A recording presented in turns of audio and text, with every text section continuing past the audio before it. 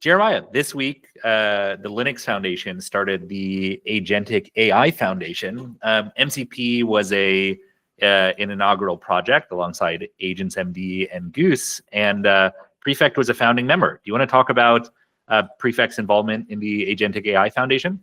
Yeah, well, we've been involved. I think more accurate is we hope to be very involved going forward. I mean, it's really exciting for a lot of reasons to see MCP in particular go into this governance body. I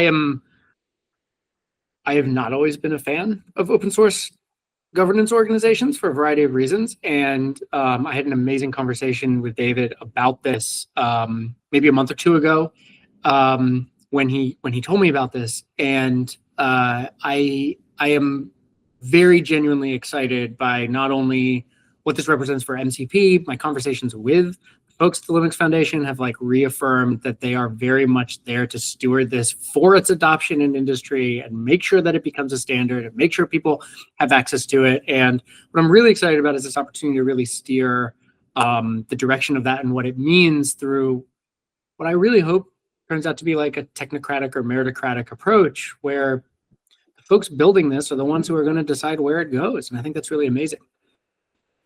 So not everybody who follows MCP knows much about open source governance or anything like this. You've been in Apache PMC. Now Prefect is a part of the Agentic AI Foundation. For somebody who doesn't really they haven't thought about open source before, what is a body like this supposed to do? It's a good question. I mean, if you think about it, there's two ways to sort of fund a project or incentivize a project. And by fund, I don't just mean with money. I mean with time and with volunteers and stuff. And that's for a company to do it. And that's how a lot of contemporary open source works. That's how MCP, in a sense, was working when Anthropic was the chief steward of it. That's how companies like Prefect operate. We employ people to ensure that our open source software is viable and flourishing and working and evangelized and all this stuff. But you also have projects that are purely open source. They are either not stewarded by a corporate entity or no longer stewarded by a corporate entity. And they need the same kind of governance structure that healthy corporate open source projects have, right? And I'm talking about this almost backwards. Folks listening to this would obviously point out open source predates corporate stewardship of open source, which is a very modern phenomenon. But I do think for most people, especially looking at MCP, it's a lot easier to understand MCP as a thing Anthropic made that is now has a democratic stewardship than to understand the whole history of open source and now corporate standing in it. And so really the number one thing this does is it creates a clear governance structure that many people can participate in, whether they are paid to do so or volunteer their time. They understand how decisions are made. The governance will have rules about what is done in the open, what is done behind closed doors, what is put to a vote, who gets to vote. There's all this complexity that happens that when you work in a company, when you work in Prefect, when you work in Anthropic, you can decree these things. You can be good at it, you can be bad at it, but you can decree these things. There is no one to decree these things when you have a purely open source thing. And so you adopt a governance body that makes it possible to govern, to make decisions about a project that has no natural and sole owner. And so I think, as I said, there's good ways to do it. There's bad ways to do it. I've seen both. So I'm very optimistic is a very good way. So what do you think you're a typical user of MCP or somebody who's been weighing whether or not they should adopt MCP at their company, does joining the Linux Foundation under the Agentic AI Foundation, what should their takeaway be? Yeah, the number one thing that they should take away is the removal of the real or perceived vendor risk. That's the number one thing that I think someone should take away from this who doesn't otherwise care about how the MCP sausage is made. Frankly, candidly, I don't think any of us were that worried about Anthropic disappearing tomorrow and taking MCP with them. But this is one of the most common reasons that you see software donated to an open governance is so that it is free of vendor control, and so that users of it can feel confident that if they use it, it is open, it is available. The vendor cannot wake up, change their mind about something, and just violently change the software. In practice, that almost never happens, but it's a very real concern that folks have, and doing this is probably the most clear signal you can send that if you depend on this, you can depend on it because of what it like stands for as software and not because of what it represents to any one company. Got it. I think that's super helpful. In other open source news, FastMCP put out 2.14 this week. You want to talk a little bit about task and you shall receive? I sure do. Well, look, we spent a lot of time talking about this in the last episode we recorded, so I don't think we need to regurgitate SEP 1686 and how excited we are. But now we're in a place where we're not talking about things the spec says, we're talking about things our users can do right now. And so the thing I want to just harp on for a second, and then I'd love to get your opinion on the same question, is I am most proud that our users can have this entire 50,000 word SEP, whatever it is, all the complexity, all the infrastructure, all the backgrounding, you add the words task equals true to anything in FastMCP, and you have immediately and instantly and transparently invoked this massive infrastructure. And we even open sourced the task scheduler inside Prefect Cloud that runs millions of concurrent tasks to make that possible. And it's just task equals true. That's the thing I'm most proud of and I'm most excited about. But what's your take on our 2.14? I mean, I feel pretty much the same way. Like I think I think about 2.14 the same way that we thought about a lot of the auth work that we put in over the summer, where I mean, you can implement authentication in the low-level Python SDK if you've got time. It'll take 200 lines of code maybe or something like this, and it's totally fine and it's functioning. But of course, not everybody who wants to, like, one of the beautiful parts about MCP is like it's about I think helping not just like software engineers get access to context. It's about democratizing context. And so a lot of folks that are like building agents, building software are not like professional software engineers at the end of the day. And so I think a lot of these like high level conveniences makes a real difference for folks who are just trying to get their agents to actually work. And so I think just the same thing with the task SEP this week, which is just like, as you said, like you could go implement tasks yourself. You could go stand up an entire background task service yourself. It would, if you had 2 or 3 weeks, like go for it. And then there are a lot of folks that are just trying to solve real problems that just want to say task equals true, and now it works. And so I kind of echo your feeling just about the core developer experience of it all is taking a thing you could do yourself if you have the time, but a lot of us don't have the time. And so now you can just set task equal true, and you don't have to go implement everything from scratch yourself. Yeah, 100%. And I just noticed before we started recording this that the MCP SDK just released 1.24, which nobody needs to care about except for the fact that it has a PR that lets us release SEP 1577, all the tool calling stuff that you and I were so excited about last time we talked. So in the next few days, we're going to get that out. And then the real magic starts. Do you have a good pun picked out for the 1577 release when it comes out? Have you shopped anything? Open to suggestions. I mean, this is actually just a fun piece of trivia, right? Like it feels like the release names are just kind of a gold mine of puns. Are like how much planning do you actually put into release names versus how much is like, I got to call this thing something. The release names have become my one outlet in this life, my one joy, my one place where my puns are appreciated. Maybe I don't even know if they are. Nobody seems to actually care. So maybe I'm just saying that to make myself feel better. But I care a lot about these release names. And shout out to Nate on our team who does the same for all of Prefect's releases and has been doing it for longer than I have. Yeah, my favorite Nate one, I think, was when we worked on caching, and it was like cache rules everything around me. And I was like, that's pretty good name. I like that one. Yeah. We had a similar one a couple releases ago. We had Cache Me If You Can, I think, for FastMCP. And then Blast Auth, I think, was a pretty good one. Blast Auth, yeah, that was a good one. Auth is an easy one. Auth became too easy. We had to stop making auth puns after a while. Okay, so what else do we have? What else do we have?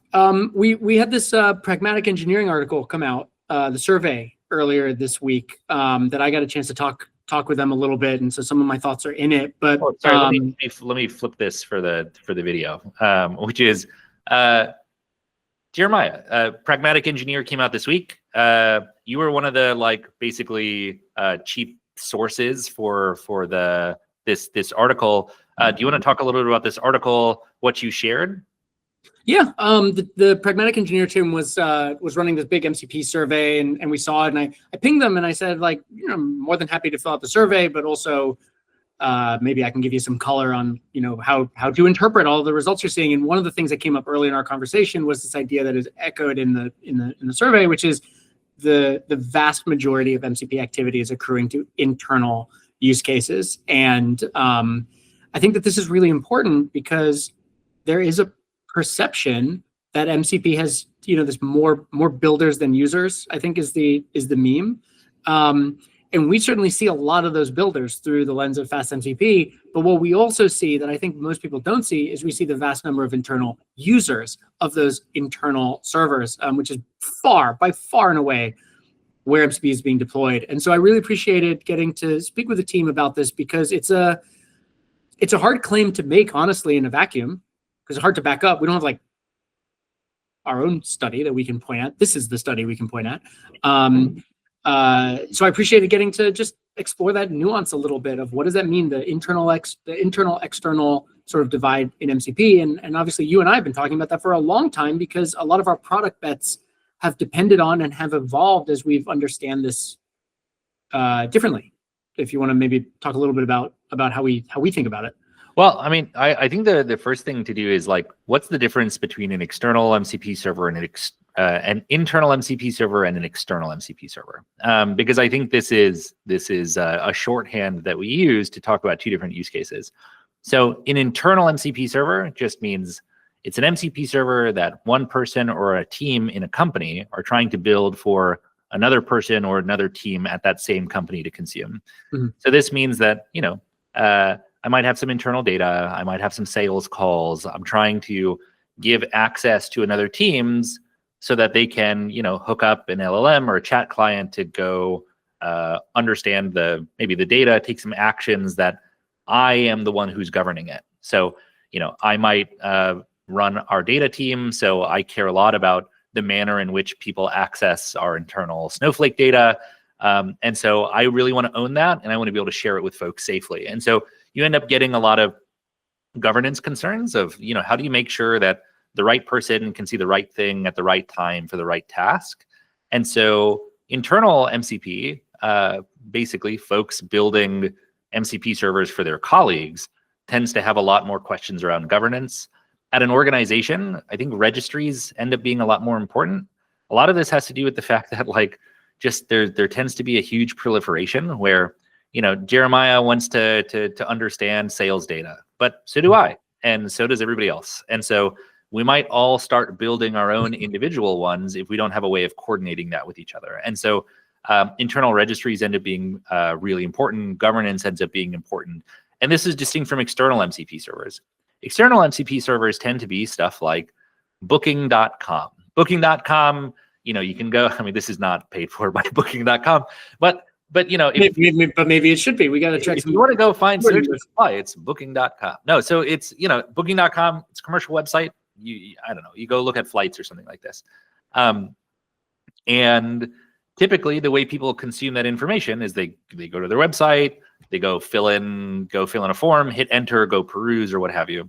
And so I think that as many foundation model labs basically try to get their chat clients to be the new generation of browsers, there's a question of, how do I get booking.com's flight data inside of a chat window? And so this is where booking.com would go spin up infrastructure that exposes its internal flight catalog searching tools as an MCP server that somebody can go and load into their ChatGPT instance or their Claude instance. And so then they could, program, they could have a conversation that accesses booking.com programmatically or something like this. And so for external MCP servers, it tends to feel a lot more like web hosting, right? Where you're building a thing for, millions of people to maybe go and access. And the data that you're showing them is data that's meant for public consumption, right? It's all the stuff that they would get typing around on your website as it begins with.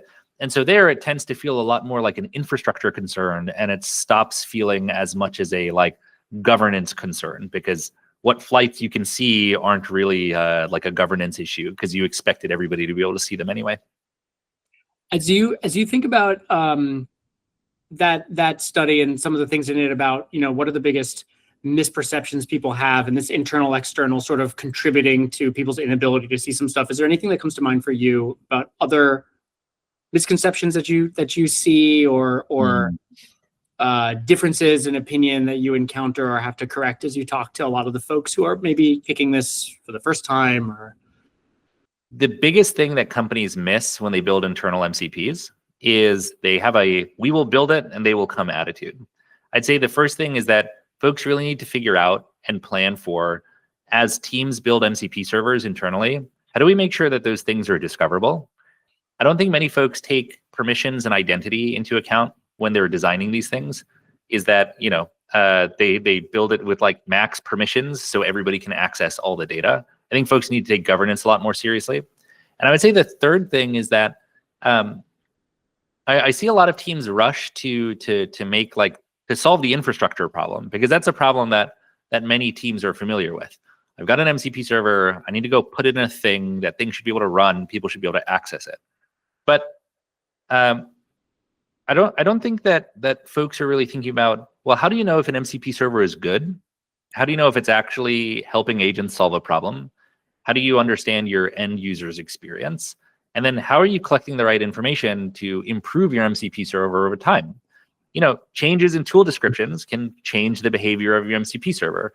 Your choice to collapse two tools, bolt them together into a workflow, could have major impact on how an agent actually uses it. And so I think that there's a lot of attention right now going into the infrastructural side of this.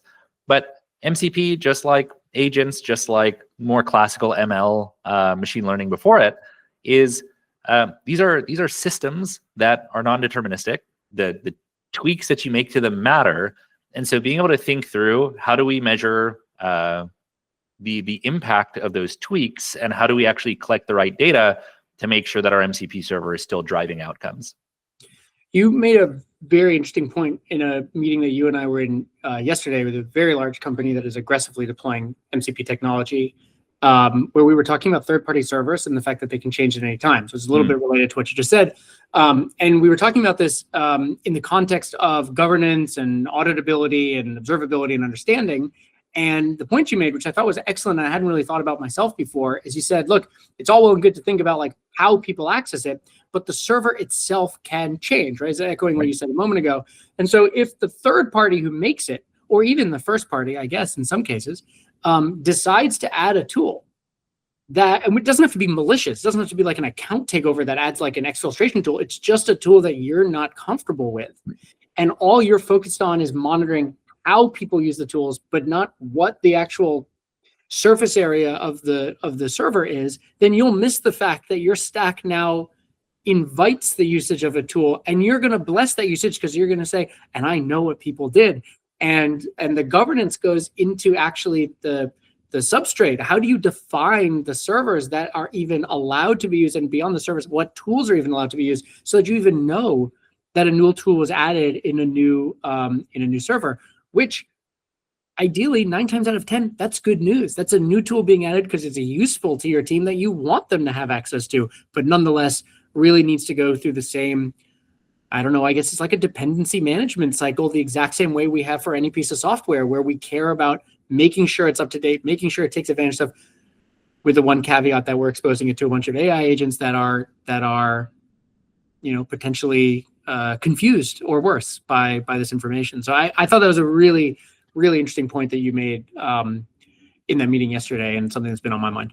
Do you want to ask me about remix servers? You had a post the other day that went way more viral than I expected it to, if I'm completely honest, but I'm glad that it did, in which you, first of all, you talked about something we're building called a remix server, but you also contrasted it to something that's extremely popular right now, which is Claude Skills.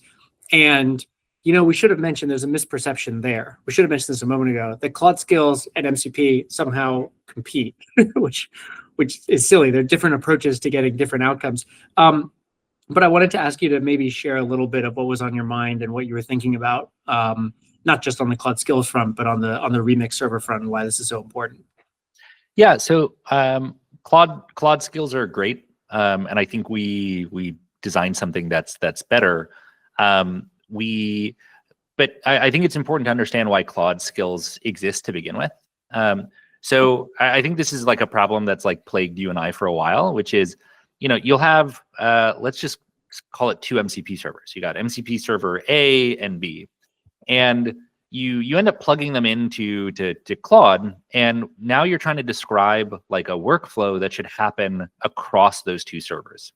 And so it's like, first, as a part of my workflow, I want you to go use a tool from server A, then I want to go use a tool from server B. Where does that information live? Because MCP supports prompts, but prompts are scoped to the server that they're on. And so you don't want to have your prompts describe some server that you can't depend on being side loaded next to it.